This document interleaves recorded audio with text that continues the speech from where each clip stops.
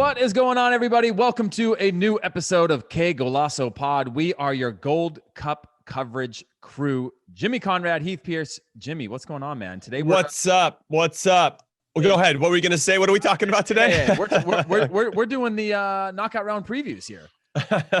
I know that. I'm just kidding. Quarterfinals. Okay, so I'm in. If you didn't know, I know, Jimmy, you do these podcasts all the time. You know, sometimes I know there can't be enough time in the day to do all that you do, but I know that when it comes to the Gold Cup, it's dear to your heart. So you're going to bring us some fire. As I do, everybody. Yeah, always. As you do. So, Jimmy, the way we're going to do this today, we're going to start with U.S. Jamaica. We're going to go on to Mexico, Honduras. We're going to take a quick break. We'll come back and talk about the other two matches in the knockout rounds: Canada against Costa Rica, and then Qatar against El Salvador. And by the way, Qatar, Jimmy, you know, you caught us a little fire on the internet for saying that they were just going to get blown out in this tournament. And now here they are, running away with a few games. And, I think you got me and you confused. I think you said that, and you. No. Listen. There's no way to go back because things disappear as soon as you say them, and that's the way the internet works. But we're gonna have to talk about that. So let's, But before we do it, how you doing, man? Yeah, I'm doing great. Obviously very excited for these knockout round games from a U.S. men's national team perspective. This is what you want to see. Our guys under a full amount of pressure. You can make mistakes in the group stages and still go through. I thought we did make some mistakes, but we still won our group. So that's promising. Now with a couple significant injuries, I'm looking at Walker Zimmerman and Paul Areola, guys that we were going to be leaning on, I think, to help drive us into having a really successful campaign in this tournament, are out. And now we're going to get to see which guys can step up and really prove that they deserve to be on the national team full time. I like that. So let's start then right off the top with U.S. Jamaica. Obviously, they don't play until Sunday, but we can't do a preview of a knockout round and not start with the U.S. Obviously, U.S. and Jamaica do have some history. I don't know if you remember, Jimmy. Of course you remember. Is that the Jamaica beat the U.S. in a Gold Cup semifinal? I was there. Semifinal 2017, I believe it was. 15. Sorry, 15 semis to Jamaica. Beat Jamaica 3-1 in 2019 version as well in the semis. So look, I think Jamaica, and again, I don't think those kinds of statistics necessarily play into this, but I do think it shows that Jamaica can compete, especially in a knockout round. So what are your thoughts of Jamaica before we get to the U.S. team and how the U.S. should be approaching this game? Yeah, okay. So I'll say that I like Jamaica a lot. I think they're a bit of a sleeping giant. They always have been. Can their talented players really play to their full potential? And I think what we've seen in the past is that they have spurts where maybe 5-10 minutes of a half, maybe the whole game, depending on, where they are and how organized they are. You could see if these guys could just get it together, could figure out how to be consistent over 70, 80 minutes of a 90-minute game, they could be very difficult to beat. And they've been pretty solid throughout this tournament. They had some suspension concerns with yellow card accumulation, so they rested Leon Bailey and Alvis Powell, amongst others, didn't even play him against Costa Rica. They were already through, so it's just a matter of whether they're going to play the U.S. or Canada. Now, despite not having those players, despite Bobby Reed, who had scored in the first game, being out due to COVID, I think he will be available against the U.S. They still went out, and I thought they peppered Costa Rica. I thought they were the better team. They created more chances. They were dangerous throughout. And I thought Costa Rica got pretty fortunate to score the one goal that they did from Brian Ruiz, because the Jamaica player it was in and around the box, but ultimately there's a 50-50 ball. He didn't go all the way in. Costa Rican player came up with it, hit a nice cross in, and Brian Ruiz headed it. Outside of that, I thought Jamaica were very good. And that gives me some concern because Alvis Powell plays right back. Leon Bailey plays right mid for them in a 4-4-2 in the first two games. Their whole right side was out against Costa Rica, and they were getting a lot of chances on the right side. So it's going to be a big test for our players in particular. And as I talk about that right side, I think it's very important to think about what we're going to do on the left side from a U.S. perspective.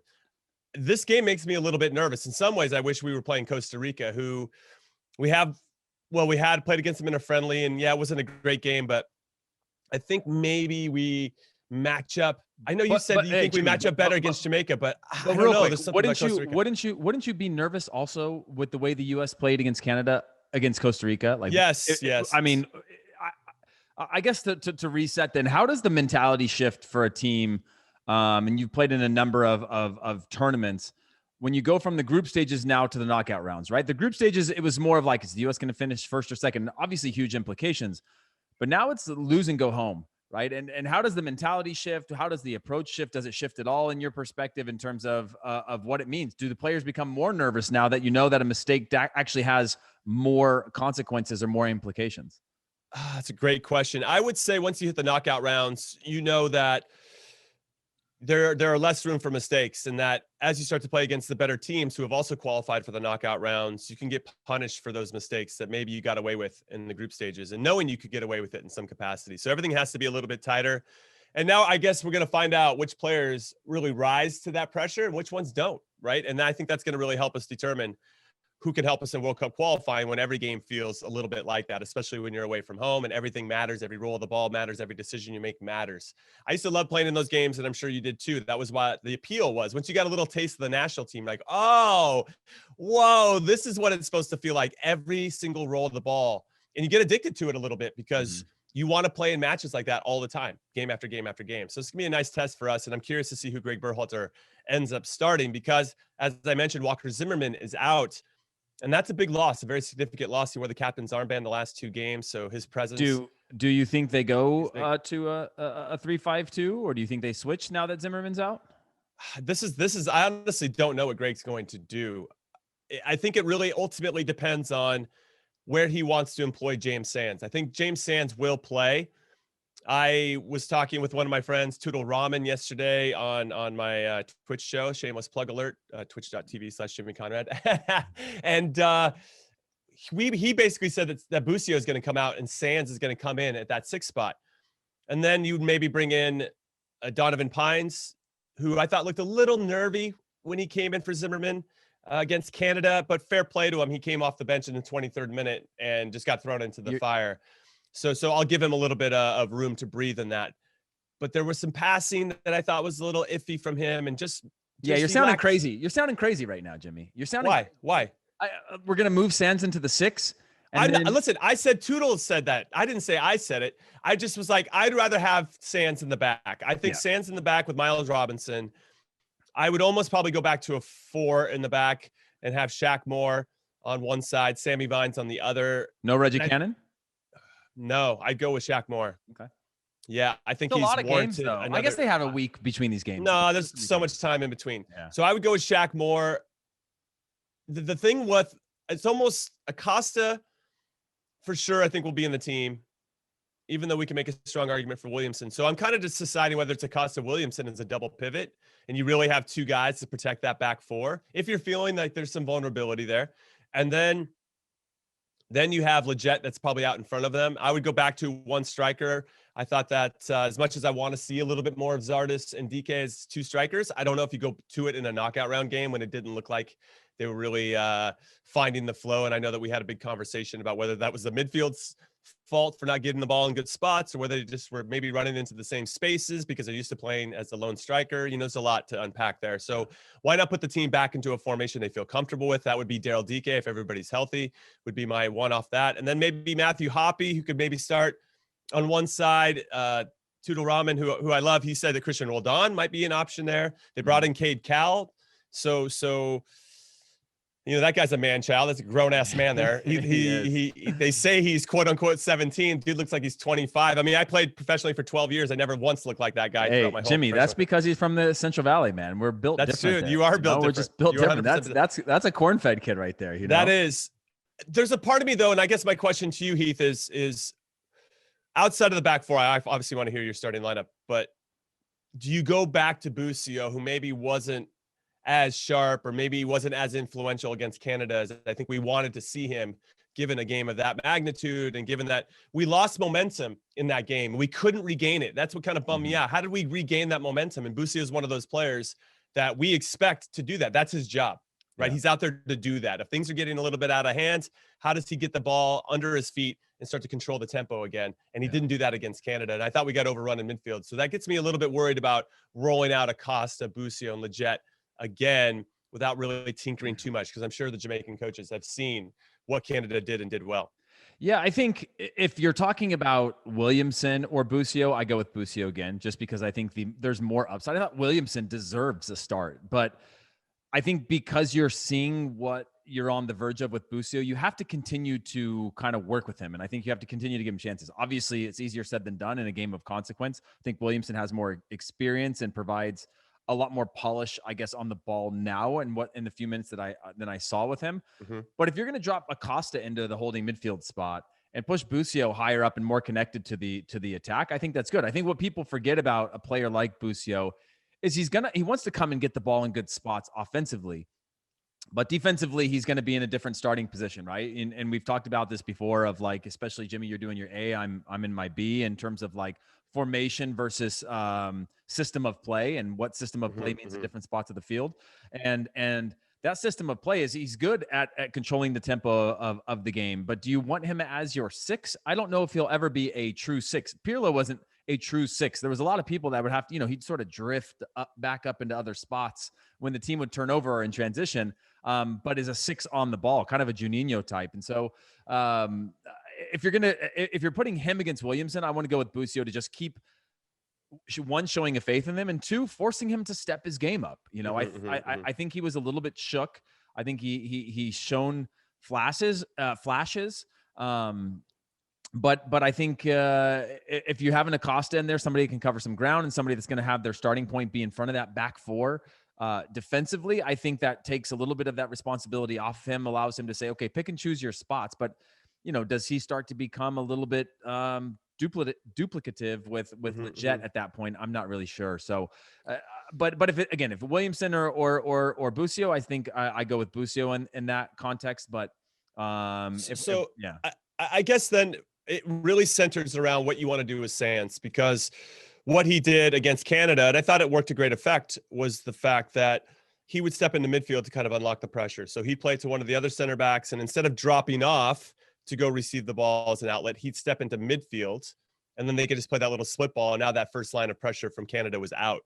Now, if you have a team, and I thought that Canada did adjust when they went back into a 4-4-2 and kind of, I don't say completely got rid of that, but it wasn't as dangerous. It didn't hurt them as much when Sands did that. They did a better job of kind of having that double pivot of themselves, like a little flat 2 in the midfield instead of staggering them. If you guys are following me now, I got my coaching hat on. But I would say the more I think about it, the biggest place that I think we can get hurt by Jamaica is on that right side with Leon Bailey, with Alvis Powell on that right. They are very, very good. They're very good at creating numerical advantages. Bailey obviously can cut in from the right to the left. You got Bobby Reed. If he plays, very good player up top for them, wears the number 10 shirt. If he doesn't, I think obviously that helps us a bit. But Jamaica are going to be solid, and they're going to make us earn it. So we're going to have to be patient at times to kind of weather their storm, but not collapse our lines. And that's where we do run into problems at times, where we have our midfield line collapse onto our defensive line. And there has to be some, as we talked about it before, I'm going to reiterate it, the integrity of those lines, and that space has to remain true, so that when we do win the ball, we have proper people in place to transition. So these are all little things that people need to pay attention to. But the more that I think this out, Heath, and for everybody listening, there could be some value in playing 3 center backs and having 2 wing backs, so that Sammy Vines is actually stepping. He's basically right on Leon Bailey, right from the get-go, so that Leon Bailey can't get really going in any meaningful way. And then you have a center back behind you that can help clean up in that pocket of space behind the wing back. And then on the other side, Shaq Moore obviously has done an excellent job, whether as the right back, for me at least, or the wing back.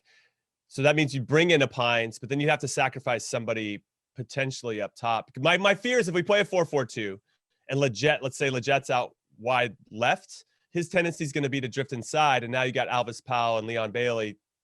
Lletget will go do the work at times, right? But there could be opportunities where it's going to be a lot of 1v1 isolation between Leon Bailey and Sammy Vines. And I don't know if that's in our best interest, whereas Sammy Vines starts kind of in a better starting position defensively. That could maybe slow down Leon Bailey a little bit, and then we could shift and cover a little bit better. This is me getting really speculative, but there's something to unpack here, and I'm getting into some of the nitty gritty, but I love it. That's why we love talking about it. Yeah, I agree with you. I think, and that's why one of the things you get from Acosta as a minimum, right, is he's going to cover ground. He's going to be able to shift over, cover long distances in the transition game. He puts in that defensive shift that you hope that he's going to come over and be the support in 1v1 scenarios out wide, where Vines or Moore might be isolated. And so for some reason, it's weird because if you asked me a week ago, I loved the 3-back or the 5-back, whatever you call it. for the U.S. team. And then when I looked at that game, I just go, well, if Jamaica is patient and they start to realize where those pockets are, I was worried for the U.S. against Canada and their ability to and not even whether it was a 3-back or 4-back, but just enough experience to take what the game gives you, right? Can you recognize on the fly? Is there enough experience in the back line or in the back 6 to be able to be like, okay, this is where the trouble is. They're coming into pockets. They're pulling our center backs out, and now they're getting isolated on the wings, or they're changing the point of attack. And I think that's the thing that was lacking for me, is that intelligence to be like, okay, the game is now shifted. The game has changed, and now this is what's happening against us. And I thought that the U.S. was really slow to try to recognize that. And against Jamaica, and again, Jimmy, as you mentioned, the default then becomes collapsing. Right, which is deeper and deeper and deeper, because I'm a 6 and I'm running it back into the back line, and I don't know, no one's releasing me, and I'm not releasing my next guy, so we can actually keep integrity of our blocks. And that's the thing that I worry about with this team against the Jamaica. If they are able to spread us out and get isolated in those positions, that now somebody like an Acosta overcommits to help on that side, instead of having that safe distancing or balancing. And now 1, 2, 3 passes, they're out the other side, and now we're really exposed. Yeah, I think Jamaica are going to cause us some problems. And I think we've seen so far in this tournament that we don't always solve those problems quickly, and it might take us a little bit. And right now we haven't been punished for that. Canada probably deserved more than they got from that 1-0 loss to us. I think they deserved a goal for sure. They put themselves in some good spots to make plays, and maybe just didn't have the composure, or maybe the referee didn't want to call a penalty another day. Maybe that ref calls 2 penalties against us. So it's just I don't know. It's a real thin line between success and failure at the highest levels, as we like to say. And I'm curious to see which of our guys are going to step up and make plays. What are the heavy favorites? If you want to get into betting really quick, William Hill to win this game. I think that's a little disrespectful to Jamaica a little bit, but I want to say, hold on, I'm getting the lineup right here. So you have to bet 187 to win 100. So we're minus 187. The draw is plus 275. Jamaica to win straight up is plus 480. Now, I don't think Jamaica will win straight up, because we've done a pretty good job defensively. We're at least very tough to break down at times. And Matt Turner's made the saves that he's need to make throughout this tournament, which is nice. I kind of like the draw in some capacity for value. Now I'm going to try to leave my emotion out of it. You're going to take emotion out of the game, Jimmy? I'm going to try. But obviously, in my heart says that USA is going to win for sure. You know, we have enough guys, and if Daryl DK is healthy and they get the ball to him in good spots, and we're, taking advantage of what Jamaica's given us, we're going to win the game. But there's something about this Jamaica team. You got Michael Hector, who didn't play against Costa Rica either. He plays for Fulham. I mean, they got some quality around the team, and there's always a hunger to want to beat the U.S. And yes, I know that you mentioned earlier, historically, we do pretty well against Jamaica in this competition, outside of that one semifinal loss that was a shock in 2015. And I've played against them in the Gold Cup before too. They always slap us around for a little bit, but they never seem to finish those opportunities. And if they do get that first goal, this is what I worry about.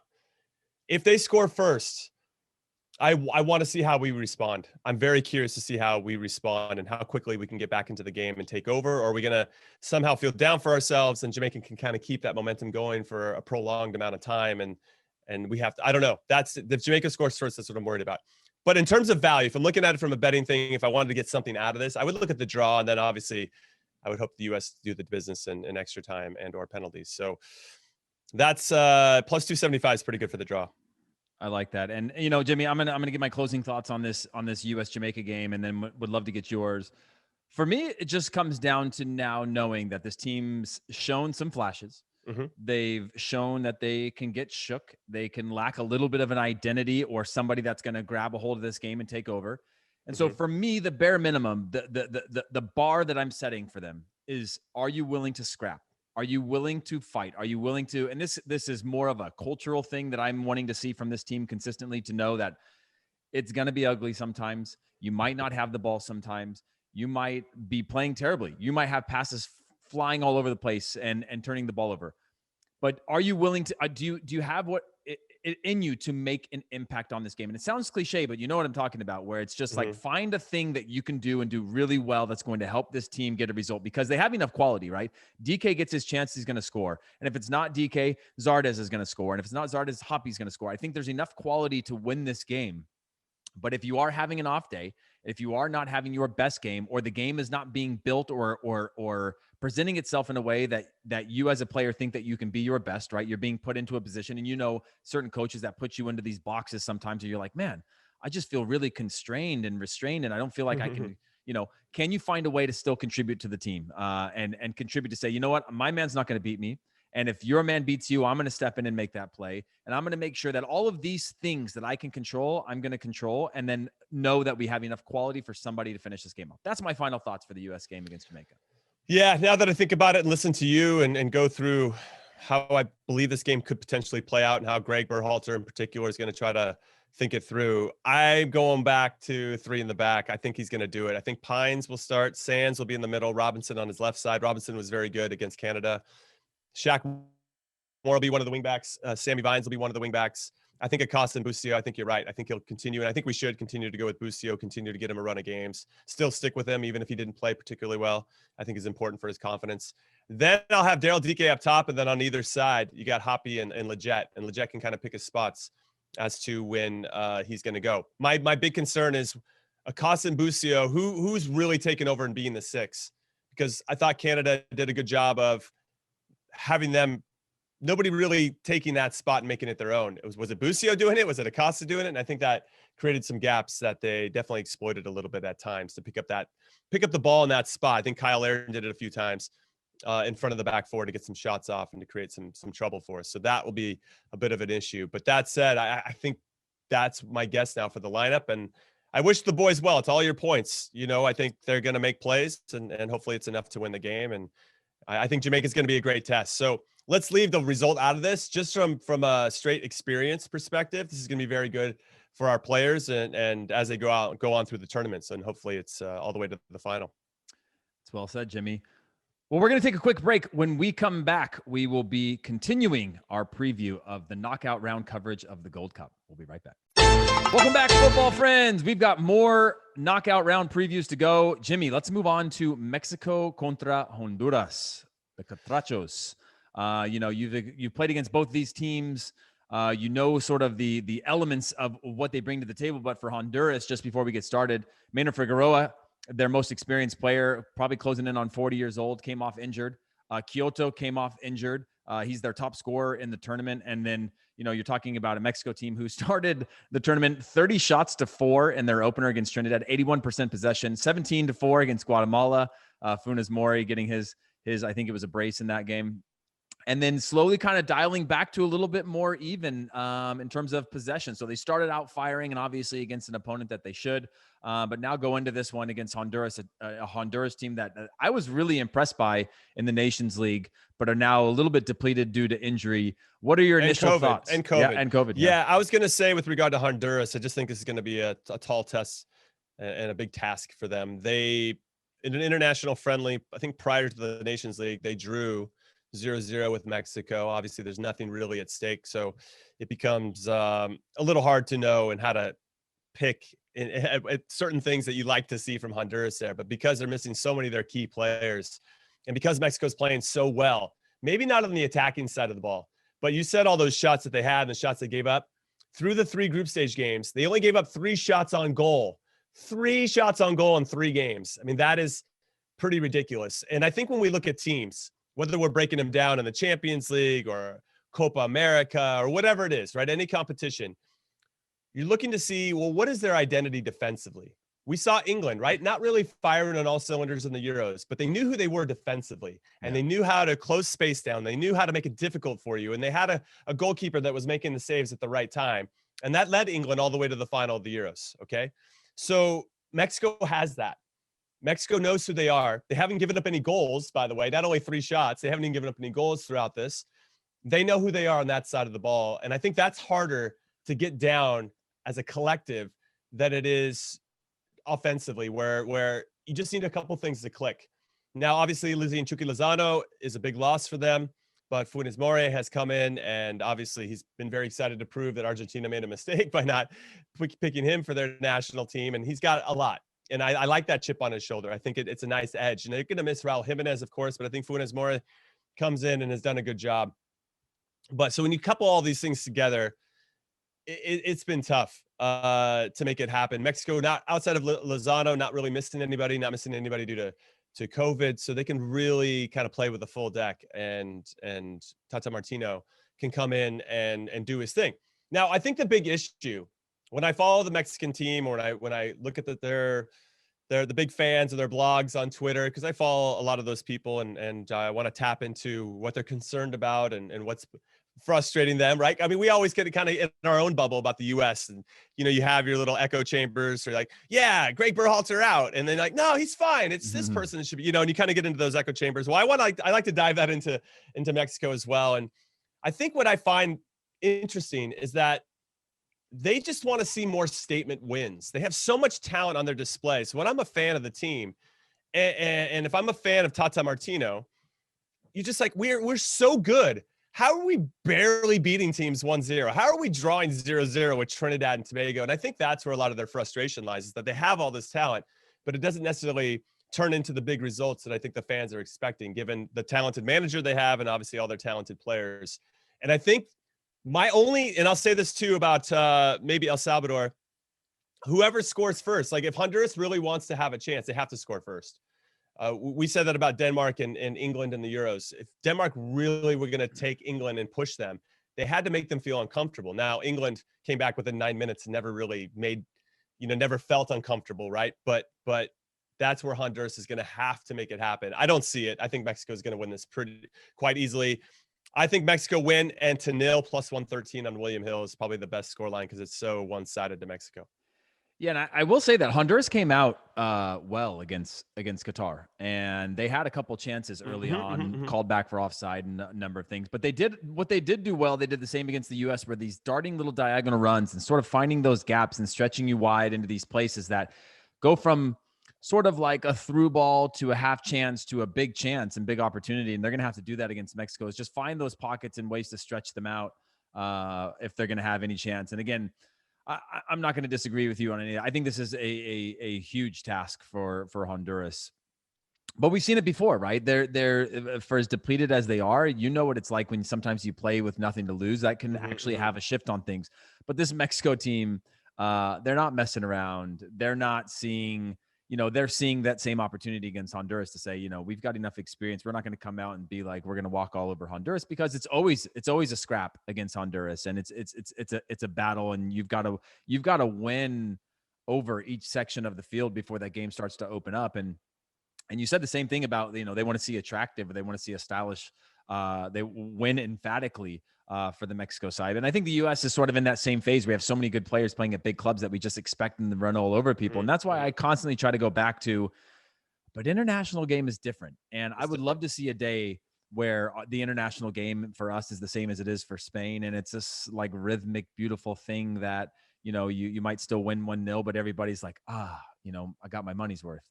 Until then, sometimes, I equate it sometimes to when you watch, when I played in the first Bundesliga versus the second Bundesliga was harder because pitches were rougher.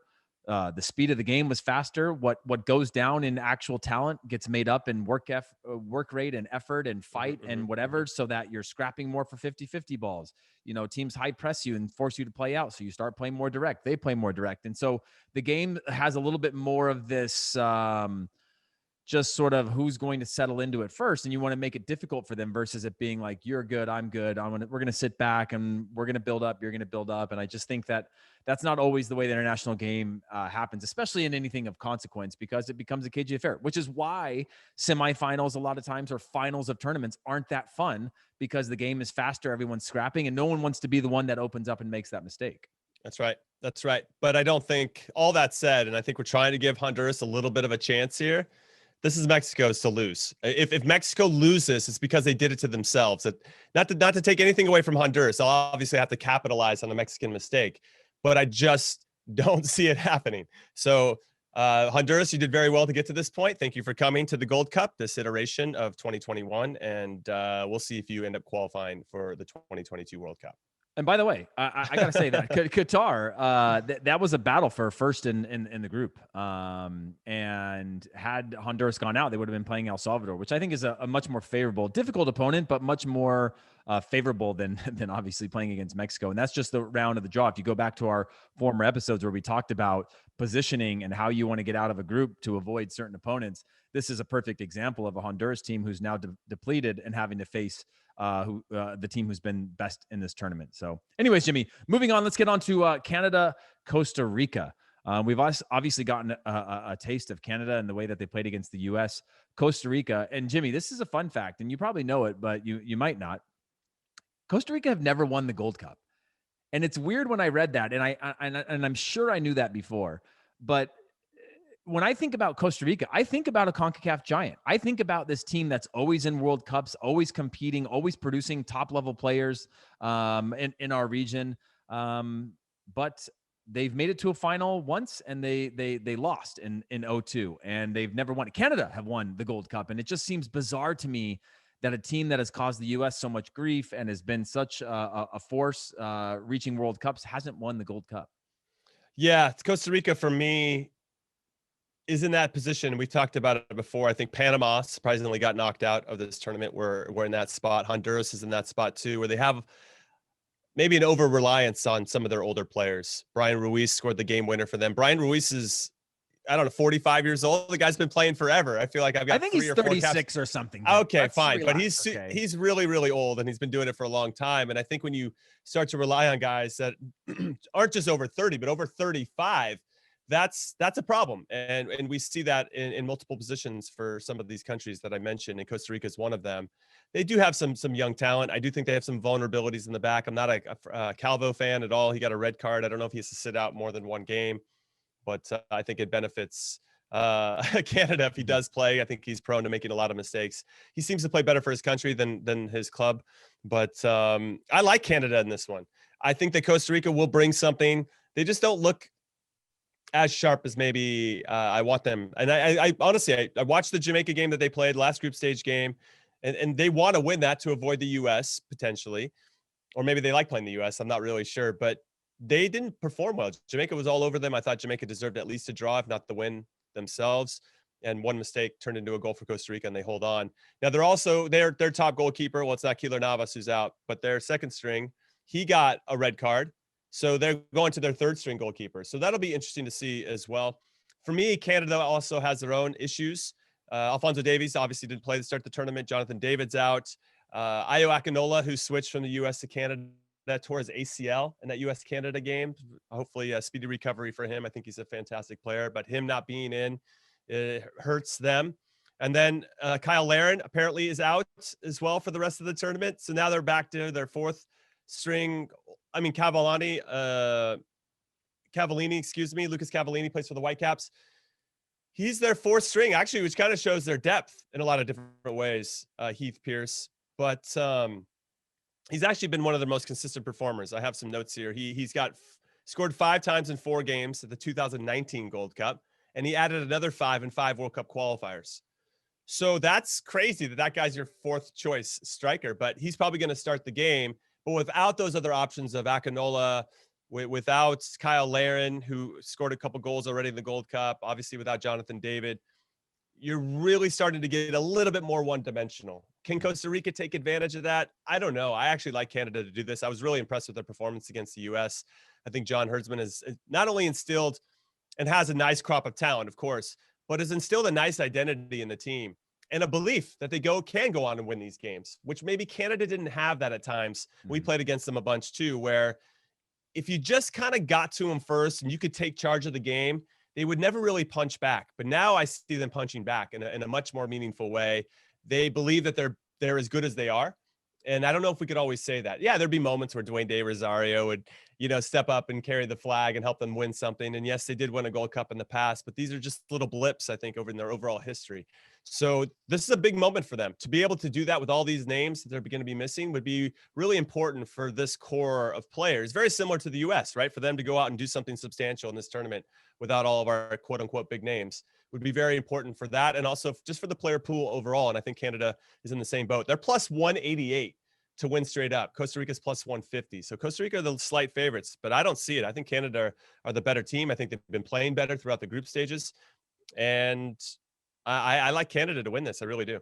Yeah, Jimmy, my only other question on this preview, because I think you did a great job covering both these teams, is Luis Fernando Suarez, 3-0 as manager for Costa Rica. What does that mean when you have, especially at the international level for people listening, to have a change of coach and what that means for a player who maybe wasn't getting the looks that they wanted, or a player who now has to step up, a fresh set of eyes?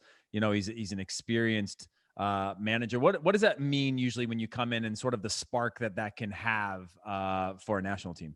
No, I think it's important for the player pool to feel, I guess when there's a new coach that comes in, everybody feels like they have a chance, right? It's a blank page, and now it's up to you to write and give that first impression to the coach. Obviously, you have to get called into camp so you can prove yourself. So there's still that hurdle for everybody that might be on the bubble, but for everybody that was in, you're going to get a chance for the coach to evaluate you with his own set of eyes. Now, he's probably seen it before, but I think as a coach, and you've been around enough as a player, and probably when in any coaching that you do, and as you're going through your coaching license courses, you still want to see the player with your own eyes. Yeah, a scout might say this or a friend might say that, but you want to see how this player does, how they make decisions, how do they support the play, how do they communicate, all these intangibles that you can't put on paper, that a heart rate monitor can't, whatever. We're so analytical now about the game. Sometimes I feel like we miss out on these little important things. And in some ways we might miss out on some very important players because it can't always scale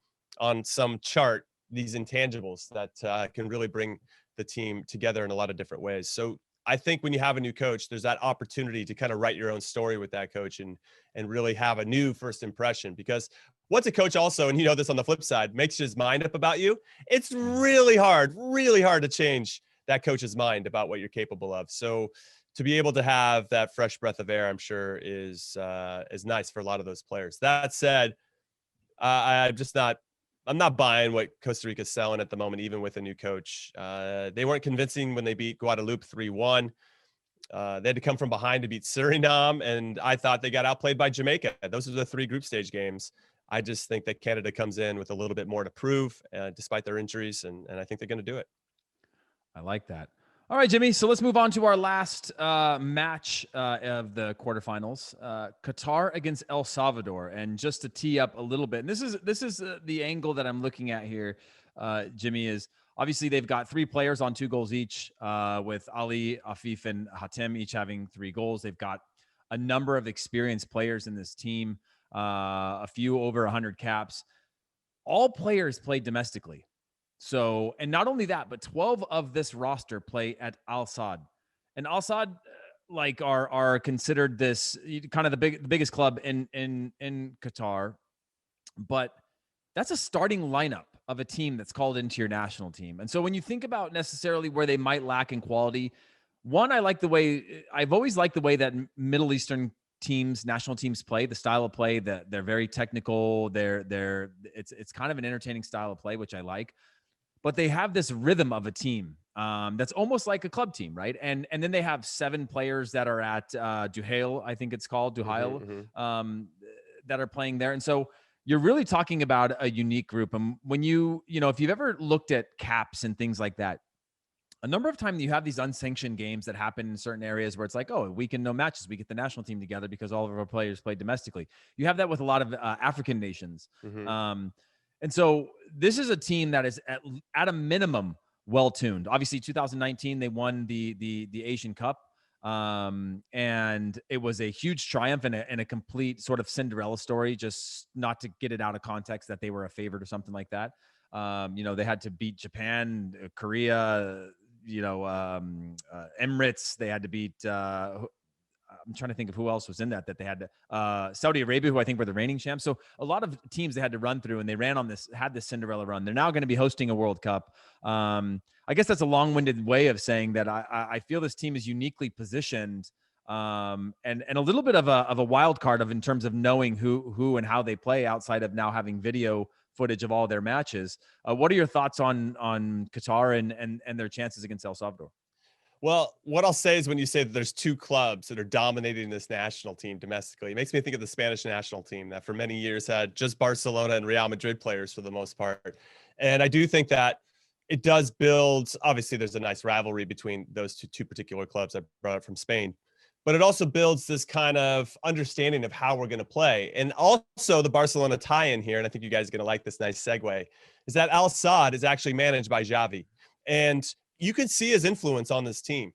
You can see that they're looking to play in a way that maybe they couldn't or didn't think about before, didn't have the quality or the players to really execute at that type of level. And I look at Akram Afif, the number 11 in particular. Now, he was in Belgium, first division for a while, and he ended up getting signed by Villarreal. Like there was enough there. And I think when you watch him play, he's probably my favorite player on the team, the number 11. He pulls the strings, he makes the passes and the break lines. You know, he's had a couple assists this tournament as well. He's always looking to play forward. I can understand why Xavi loves this guy. And since he's been back at Al Sadd, he has, let's see, was it 50, excuse me, in 57 games, he's got 49 goals or something. Jeez. Yeah. So, and this is as a, he's not a striker, you know, he's in the midfield, and yeah, he takes the penalties and all that good stuff, I think. But that said, I mean, he's still such an influential guy. So for me, pivoting to El Salvador a little bit, El Salvador have been very good. I think they've only given up 2 goals in their last 9 or 10 games in all competitions, including a lot of friendlies, of course. Mm-hmm. But they lost 1-0 to Mexico. That probably should have been more of a 3-2 if everything played out the way that it should and people had composure in the box. 3-2, I think Mexico deserved to win, all things considered. But they hung with them, and that's really important for their confidence.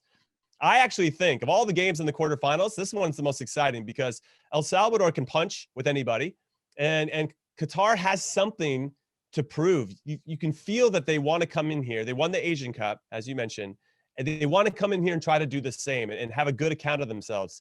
They don't have really any other meaningful games to prepare for because they're hosting the World Cup. They don't have to go through that qualifying process. They lose that opportunity to get some edge. And you can sense that belief.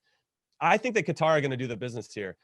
I just think that they've looked very good, and I think they surprised some teams. Maybe they won't surprise El Salvador, but Qatar have scored first in every single game, even that magical 3-3 against Panama, which was probably the best game of the tournament. But if El Salvador wants to have a chance, they need to score first to make Qatar feel uncomfortable. I've talked about it before, but it's a real thing.